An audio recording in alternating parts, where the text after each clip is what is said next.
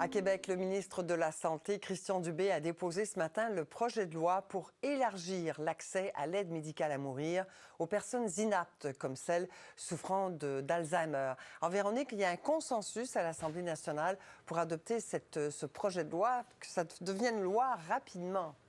Oui, parce qu'on rappelle qu'il y avait eu un comité transpartisan formé sur cette question-là qui a déposé un rapport en décembre dernier et essentiellement, le ministre Dubé reprend les éléments qui étaient recommandés dans ce rapport-là. Alors, voici les nouveaux critères. D'abord, on laisse tomber le critère de fin de vie pour obtenir l'aide. Alors, ce sera plus nécessaire d'être en fin de vie parce qu'on va inclure les personnes atteintes d'une maladie grave et incurable menant à l'inaptitude. Alors, on pense tout de suite à la maladie d'Alzheimer. Et les personnes également atteintes d'un handicap neuromoteur grave et incurable. Alors, on va un petit peu plus loin même que ce qui avait été recommandé par le comité. On fait référence, par exemple, à des gens qui peuvent être quadraplégiques. Pourquoi on fait ça? Parce que des médecins l'ont demandé. Ils ont demandé à Québec d'éclaircir le flou, puisque la loi fédérale avait déjà statué sur cette question-là et c'était pas le cas au Québec. Alors, eux-mêmes se demandaient quoi faire lorsqu'ils se retrouvaient devant une situation comme celle-là.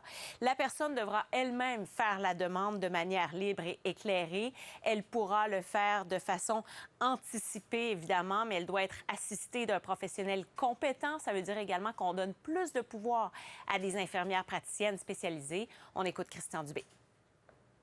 De pouvoir le faire, par exemple, avec une infirmière spécialisée, de pouvoir le faire, par exemple, maintenant dans les maisons de soins palliatifs. Plusieurs ne voulaient pas le faire avant. Maintenant, il y en a plusieurs qui le font. On a juste clarifié que les gens devaient l'offrir comme service.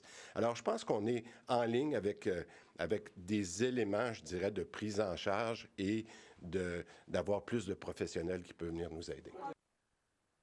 Donc, ce projet de loi qu'on espère voir adopté rapidement exclut toujours les gens qui souffrent de maladies mentales, comme une grande dépression, par exemple. Et ce n'était pas non plus ce que recommandait le comité, mais il y a beaucoup de groupes, par contre, qui le voulaient. Pourquoi c'est exclu? Parce que ce n'est pas considéré comme une maladie grave et incurable menant à l'inaptitude. Mais on comprend que Christian Dubé ne ferme pas définitivement la porte. Si le gouvernement fédéral décide d'aller plus loin sur cette question-là, le Québec va suivre. Là, maintenant, il reste seulement 3 semaines pour l'adopter.